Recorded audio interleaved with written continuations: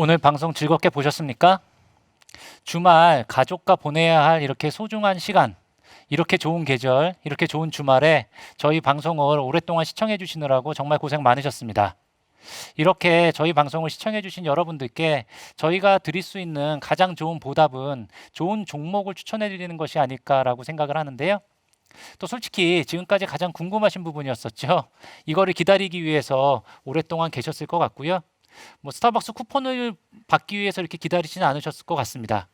그래서 제가 지금부터 10종목에 대해서 한번 말씀드리는 시간을 갖도록 하겠습니다.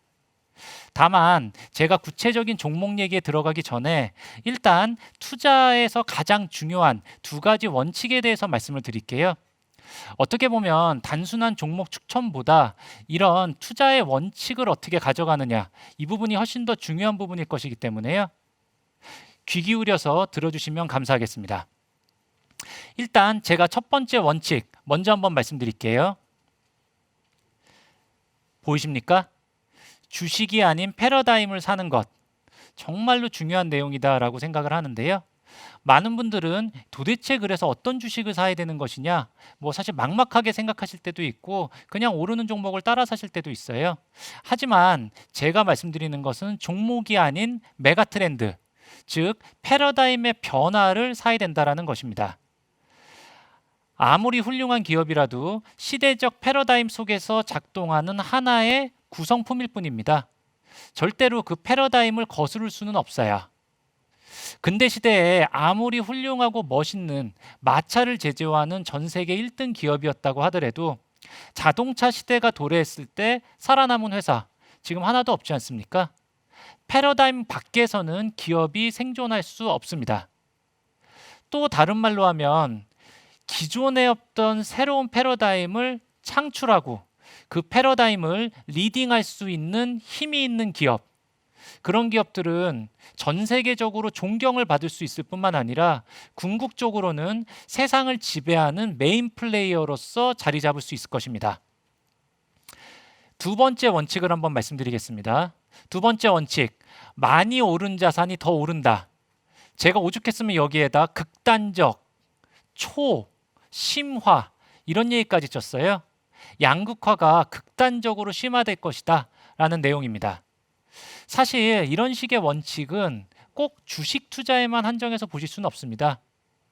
한국 사람들 부동산 좋아하죠? 부동산 예를 한번 보시죠. 몇십 년 동안 부동산의 가격은 극심하게 양극화가 되어 있는데요.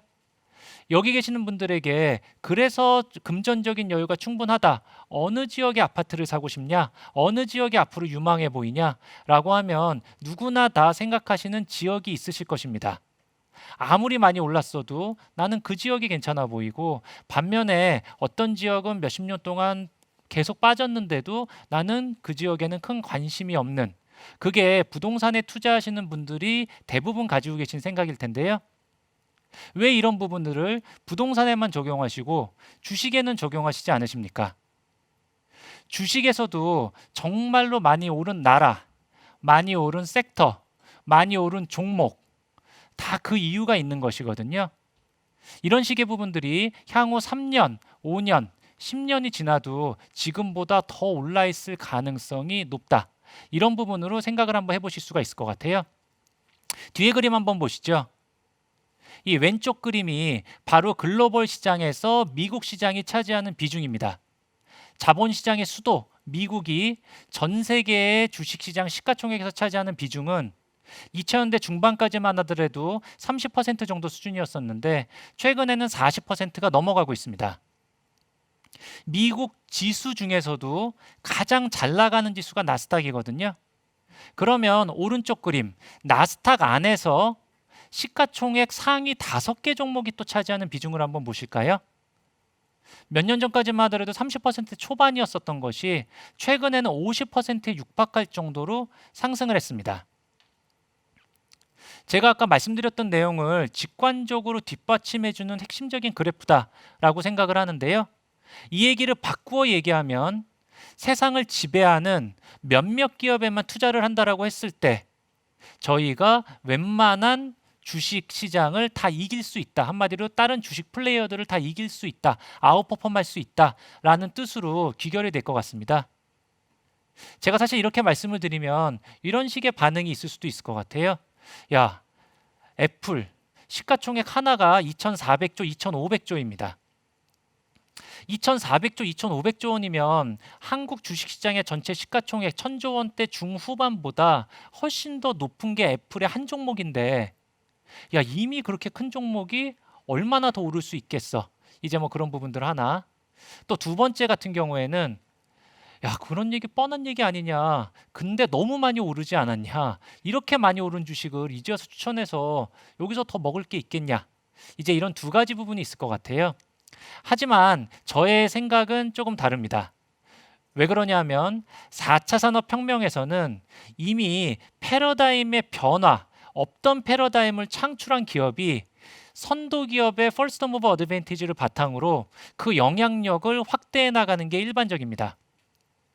후발주자가 갑자기 나와서 업계 1등을 제치고선 선두주자로 올라갈 가능성은 정말 낙타가 바늘구멍을 뚫는 것만큼 힘들다라고 생각이 돼요. 오히려 마켓시ェ어 50%, 60%의 1등 기업이 몇 년이 지나면 80%, 90%의 마켓시ェ어로 전개가 될 수 있다. 이게 저희가 생각할 수 있는 합리적인 시나리오가 아닐까라고 생각이 됩니다. 그러면 제가 두 가지 원칙을 말씀을 드렸기 때문에 이제부터는 진짜 본론으로 한번 들어가 보시죠. 종목 한번 탐구를 하기 전에 저희가 생각해 봐야 되는 거, 패러다임을 사야 된다 그랬죠? 그러면 일단 어떤 패러다임이 있는지를 먼저 살펴보셔야 될 것 같습니다. 이 뒤에 있는 이 그림 정말로 너무나도 중요한 그림이고요. 제가 항상 이 해외 주식과 관련된 강연에 들어다닐 때마다 제일 강조하는 그림입니다. 오늘 제가 어떤 종목을 추천을 드렸는지 10가지 종목이 무엇이었는지는 집에 가셔서 까먹으셔도 상관없습니다. 하지만 이런 식의 패러다임의 변화가 어떻게 됐는지 이 부분에 대해서만큼은 반드시 기억을 하실 필요가 있다. 이게 꼭 미국 주식, 중국 주식, 뭐 이런 해외 주식만을 위한 것이 아니고요. 한국 주식에도 적용되는 원칙이니까 반드시 귀 기울여 들어봐 주십시오. 과거의 패러다임 크게 세 가지를 볼 수가 있는데요. 가장 첫 번째는 유통산업이라고 볼 수가 있을 것 같아요. 당연히 유통이라는 것의 의미는 제가 괄호를 쳐놨지만 부동산이라는 것을 같이 포함을 하고 있습니다. 그 옆에 제조업, 물론 지금도 각 국가의 핵심 제조업이라고 볼 수도 있습니다. 정말로 중요한 패러다임이었었고요. 또 가장 마지막의 패러다임은 화석 연료 에너지로 대변되는 에너지 부분이었다라고 보실 수가 있을 것 같아요. 하지만 이런 식의 부분이 패러다임이 과거하고는 다르게 지금은 빠르게 진행이 됐다. 어떻게 진행되는지를 한번 보면은요. 이 유통이라고 하는 부분이 바로 이 플랫폼, 제조업이라고 하는 부분이 이 브랜드와 컨텐츠, 에너지, 화석 에너지라고 하는 부분이 죄송합니다. 화력이 아니죠. 예, 태양광, 풍력, 조력과 같은 그런 신재생 에너지로 전환이 되고 있다. 이렇게 좀 보실 수가 있을 것 같아요. 이러한 패러다임의 대변혁에 가장 선봉장에 서 있는 것이 바로 플랫폼 혁명입니다. 이는 단순히 마트에서 하던 쇼핑을 인터넷에서 한다. 이제 그 정도의 의미가 아닙니다. 과거 온라인이 존재하지 않았던 오프라인의 세상에서는 유통이라는 의미는 부동산의 주요 입지를 장악을 해요.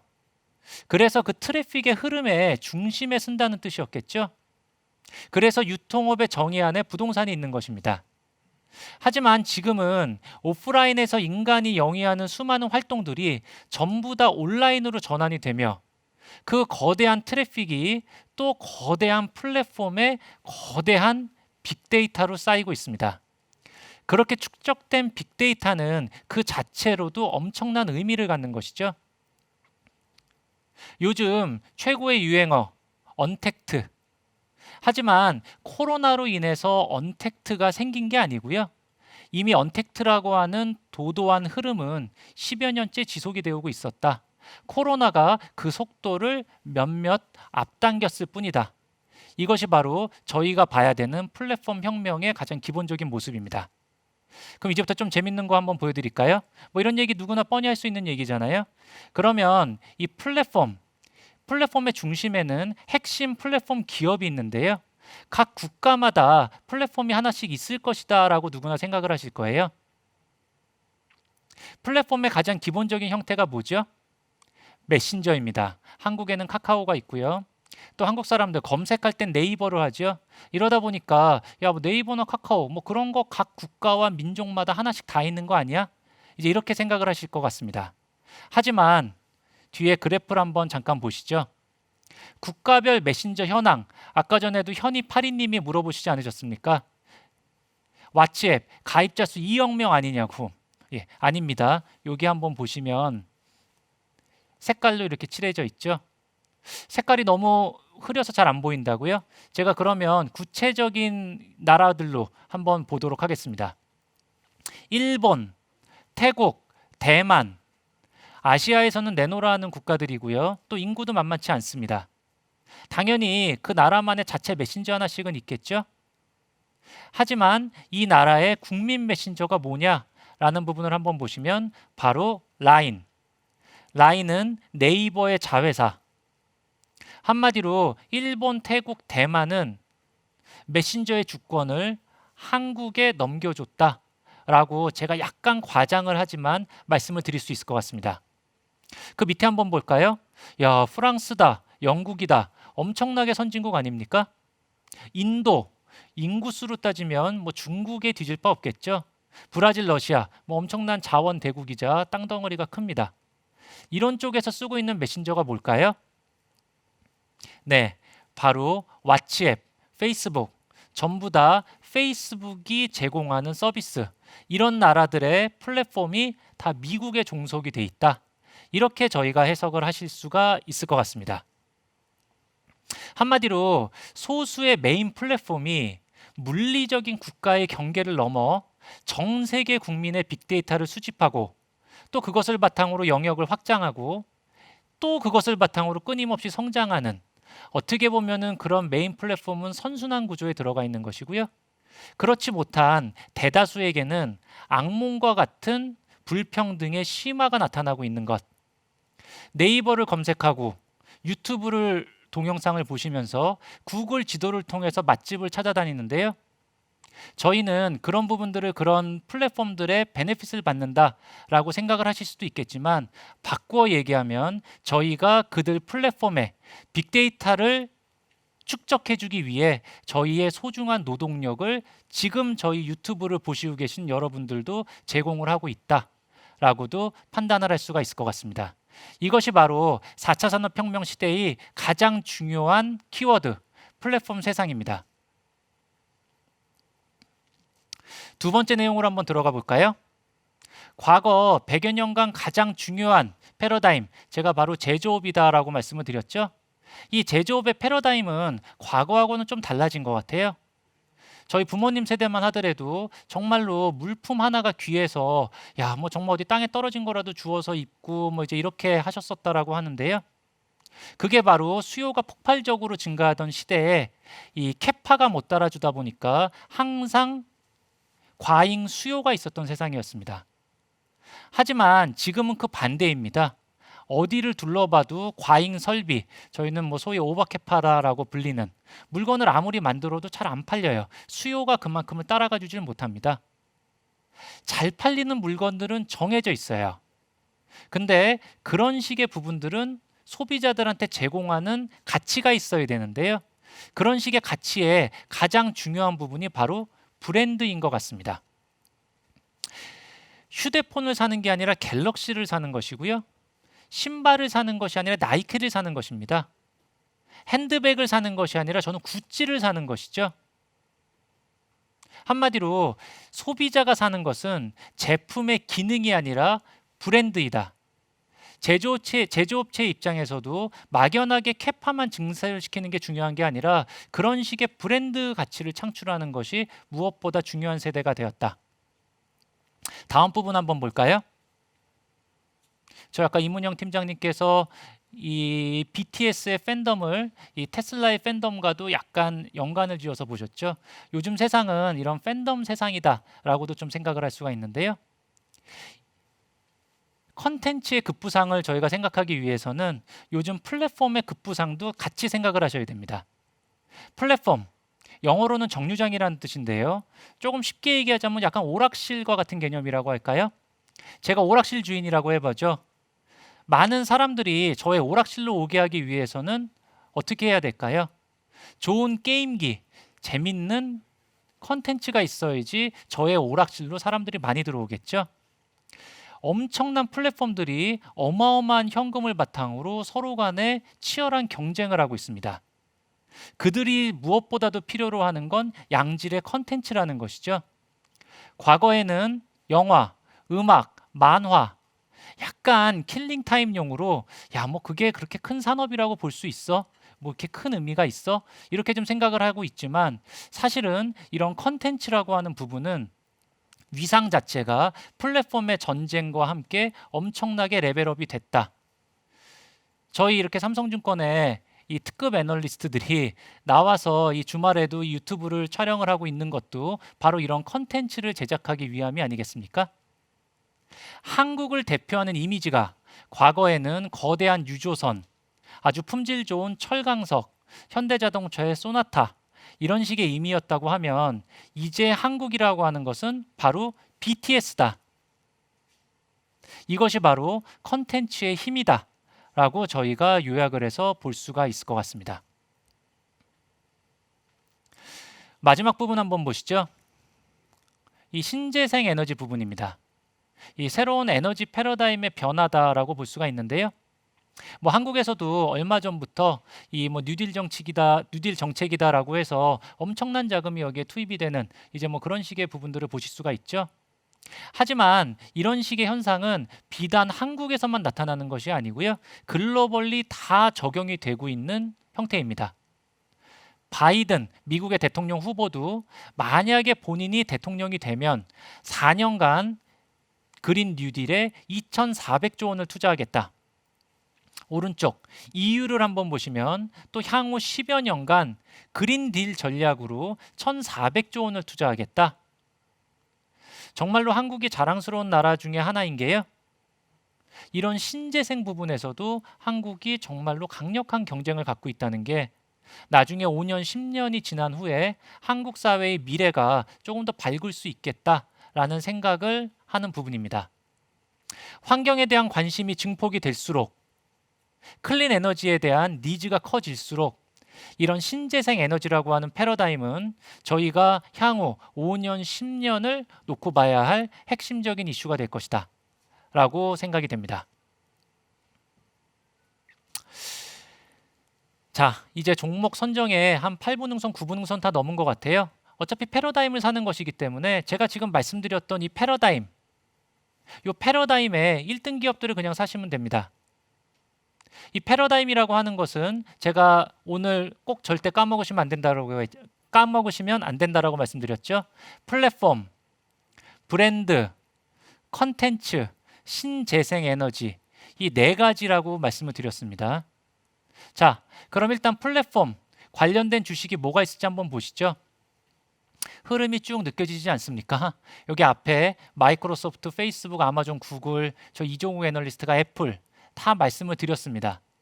각각의 분야는 다르지만 이 플랫폼 세상에서 세상을 지배하고 있는 5개의 기업, 바로 마파라고 불리는 종목들입니다. 이 종목들마다 각각의 특성은 분명히 존재하고 또 각각의 주가의 차별성도 나타나기는 하지만 그래도 언젠가는 다 뭔가를 한 개씩을 할 큰 칼들을 차고 있는 기업이다라고 보실 수가 있기 때문에요. 일단 해외 주식을 한 번도 접근을 해보지 않으신 분들이라고 하면 여기에 있는 주식들 한 주씩이라도 반드시 사셔서 이 향후에 돌아가는 세상의 트렌드를 팔로우하실 필요가 있지 않나라고 생각이 됩니다. 두 번째 부분 한번 보실까요? 바로 AMD와 엔비디아입니다. 이 브랜드라고 하는 부분을 제가 굳이 AMD하고 엔비디아로 넣었는데 사실은 브랜드는 많죠. 예, 제가 아까 설명드렸던 구찌도 있고요. 뭐 에르메스도 있고요. 뭐 페라리도 있고 벤츠도 있고 다 브랜드죠. 또 그런 럭셔리한 브랜드만 브랜드가 아닙니다. 스타벅스도 브랜드고 코카콜라도 브랜드고 맥도날드도 브랜드예요. 하지만 제가 굳이 오늘 AMD하고 엔비디아를 갖고 온 이유는 오늘 제가 주로 말씀드리는 주제가 4차 산업혁명이기 때문이고요. 4차 산업혁명의 가장 중요한 두 개의 심장, 두뇌, 이 부분이 CPU, GPU다라고 볼 수가 있는데요. 그쪽 부분에서 세상을 양분하고 있는 기업들이다라고 해서 보시면 좋을 것 같습니다. 뭐 관련해서만도 또한 1시간 정도의 설명이 필요한데 오늘 아주 뭉뚱그려서 말씀을 드리자면 AMD 같은 경우에는 CPU 부분에서는 라이젠이라고 하는 아주 성능 좋은 또 가성비가 좋은 그런 칩을 바탕으로 인텔의 X86 진영을 지금 엄청나게 공격을 해서 최근에 인텔이 그 타이거 레이크라고 하는 새로운 칩도 내면서 AMD에 대항을 하고 있지만 이 AMD 역시도 엄청난 그 팬층이 있기 때문에 만만치가 않은 인텔이 지배하는 세상을 CPU에서 점차 침범해서 들어가고 있는 정말로 좋은 기업이다라고 놓고 보실 수가 있고요.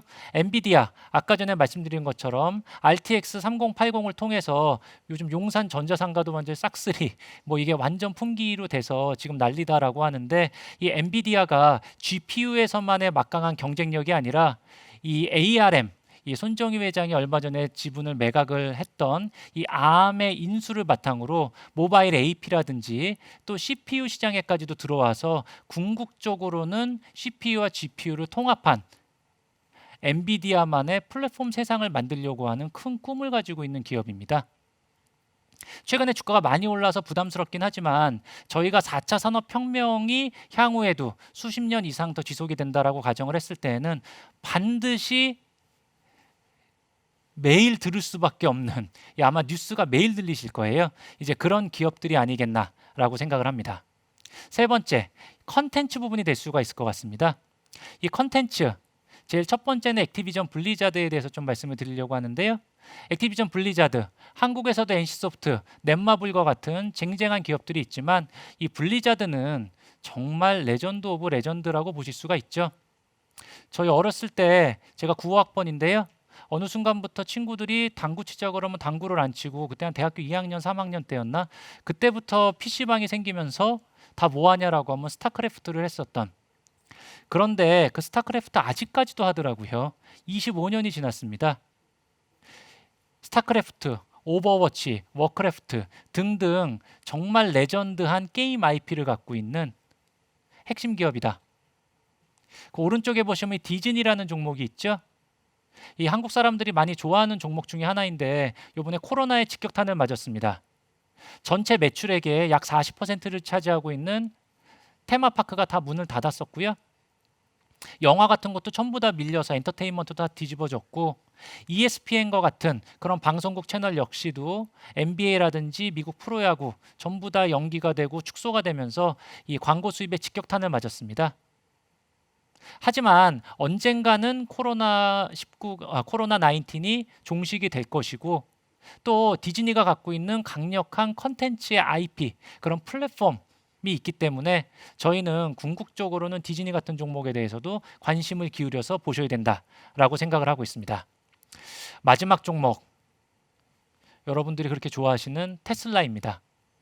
사실 맨 앞 시간 저 이문영 팀장님이 뭐라고 말씀하셨죠? 테슬라는 플랫폼이라고 말씀을 하셨죠. 맨 위에 플랫폼에도 들어갈 수가 있고요. 모델 S, 모델 3, 모델 X 브랜드도 정말 강력하죠.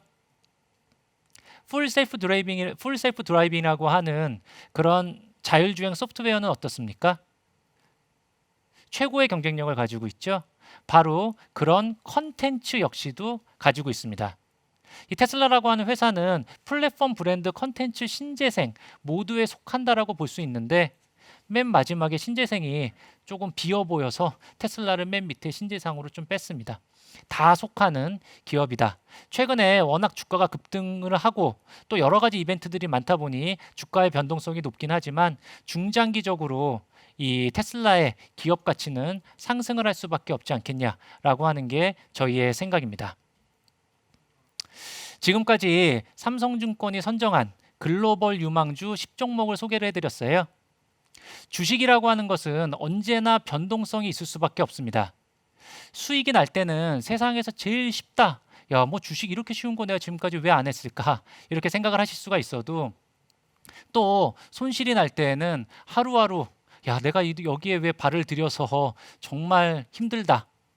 하루하루 정말 버티기가 힘든 게 바로 이 주식입니다. 이럴 때 정말로 중요한 것, 저는 무엇보다 투자 원칙이다라고 생각을 하고요.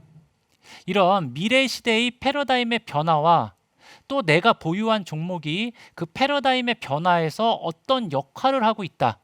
이것에 대한 믿음만 확실하다라고 하시면 이런 식의 변동성, 특히 이번 주가 변동성이 컸지요.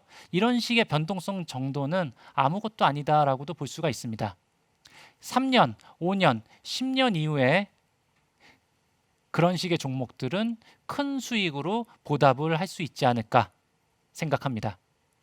이상으로 오늘 내용을 마치도록 하겠습니다. 감사합니다.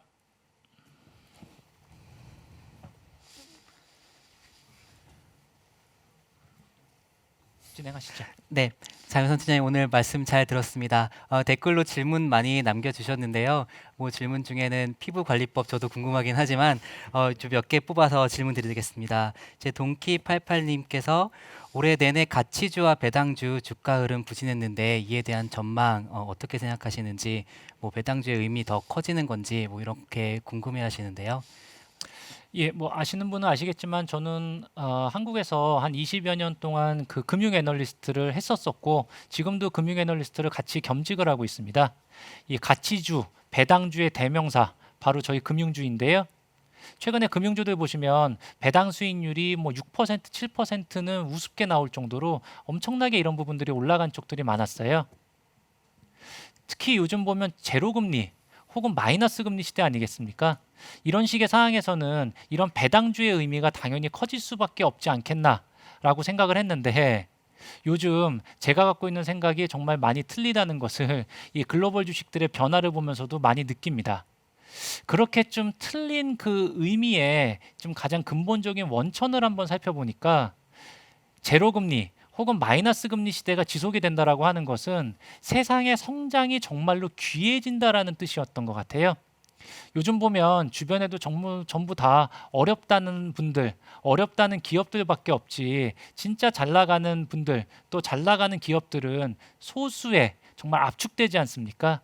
이러다 보니까 세상의 성장 자체가 떨어지다 보니 조금이라도 성장의 기회를 포착을 하고 새로운 패러다임의 변화를 리딩해가는 기업에 대해서는 정말로 어마무시한 밸류에이션 프리미엄이 주어지고 있는 것 같습니다. 이러다 보니까 사실은 이론적으로 보면 금리가 낮아지면 낮아질수록 배당주의 가치는 더 올라갈 수밖에 없습니다. 또 최근에는 너무나도 이 성장 관련된 주식들에 투심이 쏠려 있다 보니까 저는 언젠가는 이 배당주와 가치주에도 기회가 한번 올 것 같습니다. 하지만 가만히 있다가 야, 너가 알고 보니까 배당 수익률 7%였어? 하고 주가가 올라가는 일은 없을 것 같고요. 그런 식의 변화를 이끌어낼 새로운 패러다임의 변화를 그런 가치주와 배당주에서도 찾아야 되지 않을까라고 생각이 돼요. 아까 1교시에서 저희 임문영 팀장님이 말씀을 하셨던 뭐 수소차와 같은 것들이 현대차가 원래는 가치주였었는데 새로운 성장성의 의미를 부여하면서 급등하지 않았습니까?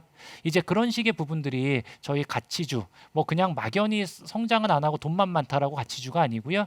새로운 패러다임을 개척을 하려고 하는 그런 식의 움직임이 조금 더 있어야 되지 않을까. 또 그런 식의 부분이 이벤트가 겹쳤을 때 가치주와 배당주의 의미가 조금 더 레벨업이 될 수 있지 않을까라고 생각을 합니다. 네, 가치주 관심은 갖되 패러다임의 변화에 주목하자, 뭐이 정도의 이야기였습니다.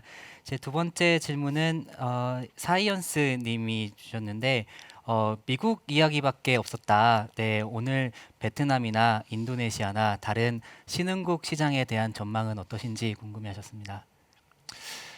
제가 아까 전에 이 부동산 얘기하면서 잠깐 말씀을 한번 드렸었던 것 같아요.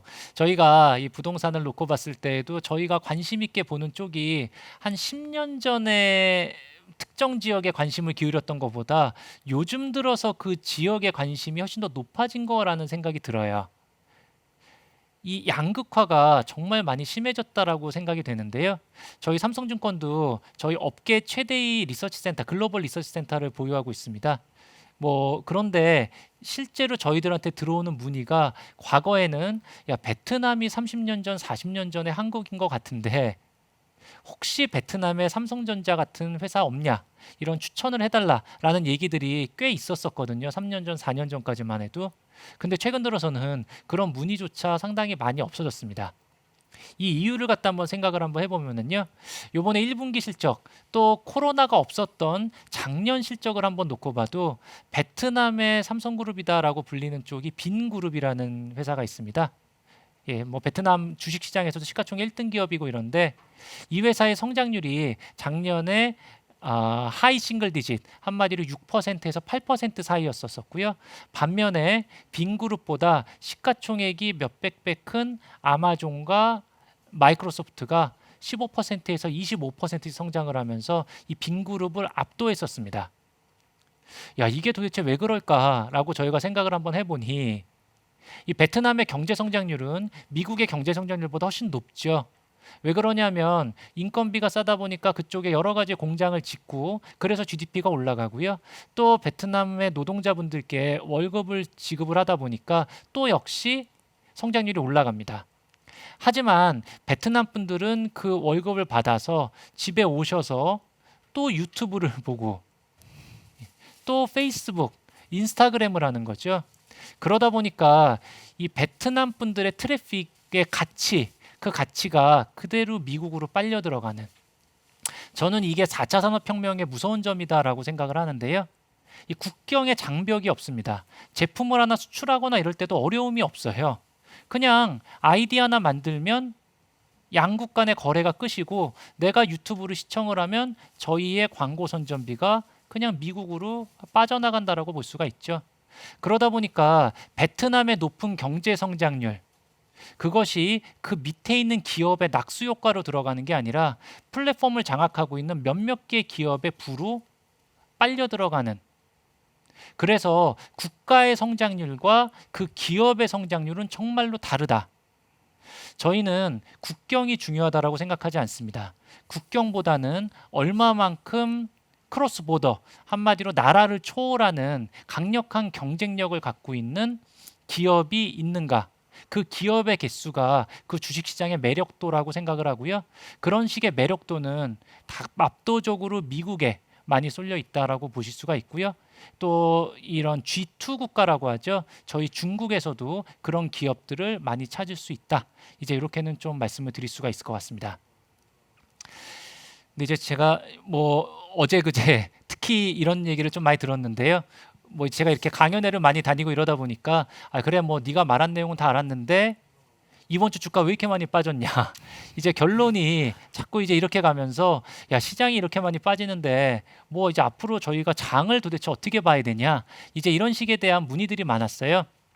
이 매크로 환경이 웬만하고 또 안정적일 때에는 시장에서는 재밌는 종목이라든지 이런 쪽에 대한 관심들이 많지만 또 역으로 요즘처럼 전체 시장 자체가 약간 무너지는 건가 이제 이런 식의 느낌이 들 때는 이 개별 종목에 대한 추천보다는 전체적인 시황, 정말로 시장이 꼭지를 친 건지 아닌지 이런 부분들이 훨씬 더 중요할 때가 많습니다.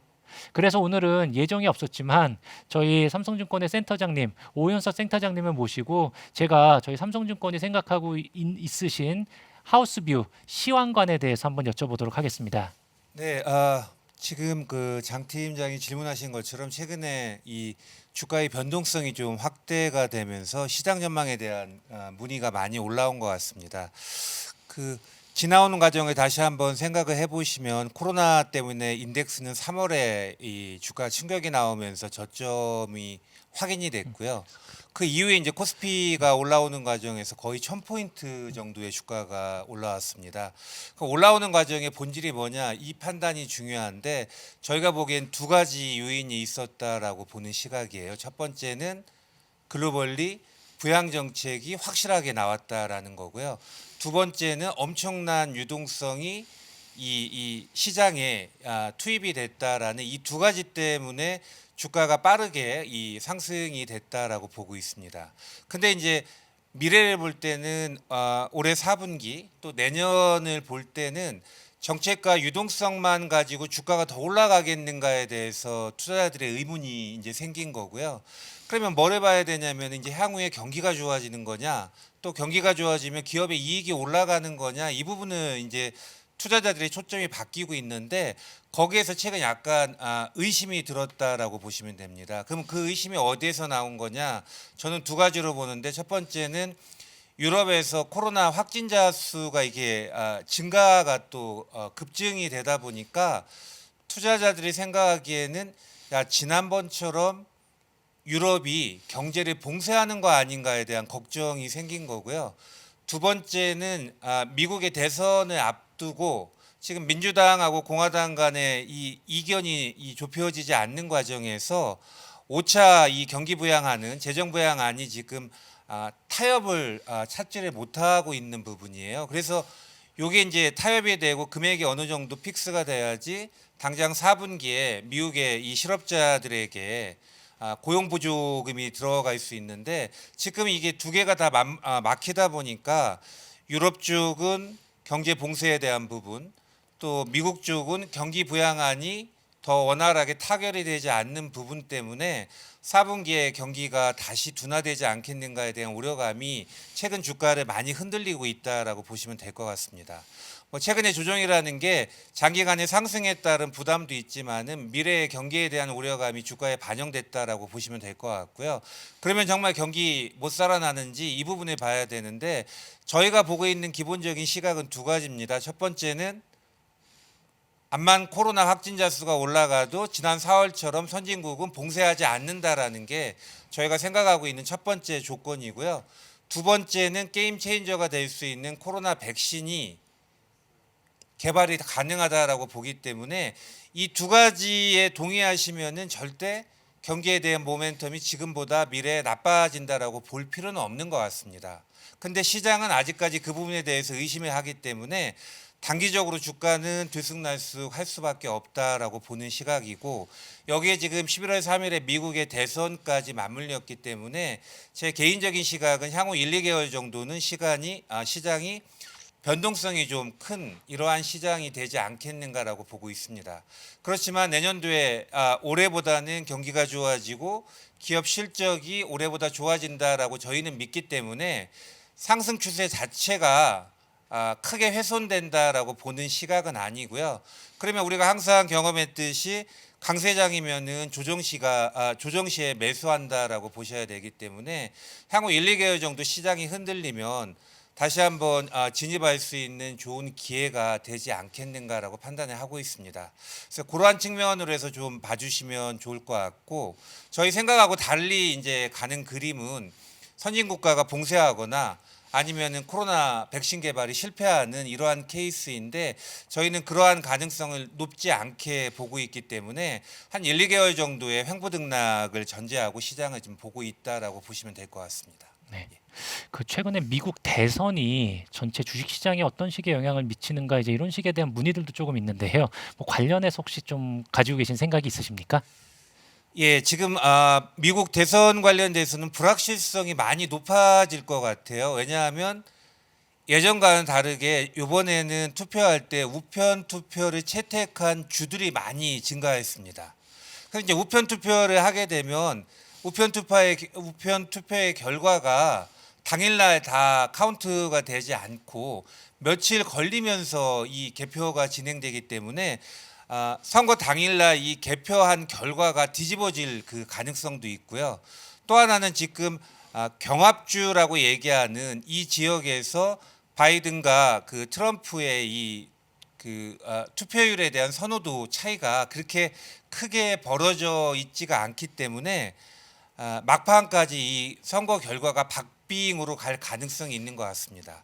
근데 엊그제 뉴스에 나온 거 보셨듯이 트럼프는 그 정도로 해서 자기가 지면 자기는 결과를 승복하지 않겠다라고 좀 얘기하니까 맞습니다. 이게 도대체 어떤 일이냐라는 우려감이 생기는 거죠. 그래서 이번에 미국의 대선은 과거보다 훨씬 이 불확실성이 크다라고 보셔야 되고요. 특히 이제 저희가 과거의 경험을 다시 한번 되돌려 보면은 지난 2000년에 그 아들 부시하고 엘고어하고 이 대선의 이 결과가 박빙이었는데 그 당시에 이제 플로리다의 선거 결과가 애매하게 이 득표율이 나오다 보니까 엘고어가 다시 재검표를 요구하면서 투표 이후에 한 달 정도의 기간 동안 미국의 대통령 선거의 결과가 확실하게 이게 클리어하게 나오지가 않았습니다. 그때 이제 미국 시장 주가를 보면 인덱스가 한 고점 대비 한 8% 이상 주가가 후퇴했기 때문에 지금 이제 시장의 참여자들은 요번에 11월 3일 날 미국의 대선 결과도 박빙의 결과로 나올 것 같고 여기에서 트럼프가 만일 선거에서 패배했을 때 쉽게 승복하지 않는 쪽으로 가면 이 정치적인 불확실성이 다시 한번 시장의 발목을 잡지 않겠는가에 대한 우려감이 있습니다. 그래서 아까 제가 말씀드렸듯이 4분기 이후부터는 경기 쪽으로 시장의 관심이 바뀌는데 여기에서 이제 경기 모멘텀 둔화에 대한 우려감이 있고 또 11월 3일 전후에서 미국 대선에 대한 노이즈가 있기 때문에 길게 보면 1, 2개월 정도 시장이 방향성이 잘 나오지 않고 변동성만 좀 나올 수 있다라고 볼 수 있는데 저희가 보기에는 리스크만 주가의 프라이싱이 되면 곧바로 이제 내년 시장에 대한 기대감으로 넘어가면서 재차 상승 추세 쪽으로 복귀할 가능성이 높기 때문에 한 1, 2개월 정도의 리스크만 좀 조심하시면 충분히 극복하지 않겠는가라고 볼 수 있습니다. 저희 센터장님께서의 말씀은 저희 삼성증권의 하우스뷰는 변하지 않는다. 중장기적으로의 상승 트렌드는 이어질 수 있을 것이다 라고 하는 게 저희의 뷰라는 것이고 다만 단기적으로의 그러한 주가 변동성 뭐 이 부분만 조심하면 되겠다라는 쪽으로 요약을 하시면 되겠습니다. 자, 오늘 강의 어떻게 의사결정에 좀 도움이 되셨습니까? 요즘 동학개미다 서학개미다 해서 주식 열풍이 거셉니다. 아까 제가 댓글을 한번 보니까 개미가 아니라 사람이다 라고 말씀을 하신 적도 있었는데요. 당연히 사람이죠. 예, 저희도 다 사람이고요. 저도 애널리스트 생활만 20년 정도 하고 있는데요. 역대 최고의 열기가 아닐 정도, 역대 최고의 열기가 아닌가 생각이 될 정도로 제 주변의 지인들도 요즘 들어서 특히 무슨 주식이 좋냐 이런 식에 대한 내용들을 많이 물어보시네요. 하지만 이 주식이라고 하는 것은 돈을 넣기만 하면 확정적으로 수익이 나오는 무위험 자산이 아닙니다. 확고한 투자 철학과 철저한 기업 분석이 없으면 큰 손실을 볼 수도 있는 아주 위험한 자산이다라고 생각이 돼요. 저희 삼성증권에서는 수많은 애널리스트들이 오랜 업력과 많은 야근, 많은 노력을 바탕으로 여러분들께 도움이 되는 정보를 드리기 위해서 노력하고 있습니다. 또한 그런 것들이 단순한 보고서 발간을 넘어 다양한 유튜브 콘텐츠 등을 통하여 쉽고 빠르게 투자 정보를 접하실 수 있도록 여러 가지 방법을 알아보고 있습니다. 물론 오늘 라이브 강의도 추석 전에 여러 편의 클립으로 나누어서 저희 삼성증권의 공식 유튜브 채널에 올려두도록 하겠습니다. 해외 주식에서만큼은 삼성증권이 최고다라는 자부심으로 저희 센터장님들 이하 애널리스트들 열심히 일하고 있습니다. 구독 신청과 좋아요 버튼 저희에게 정말로 큰 힘이 되니까요. 많은 댓글도 남겨주십시오. 오늘 긴 시간 시청해 주셔서 정말 감사드립니다. 감사합니다.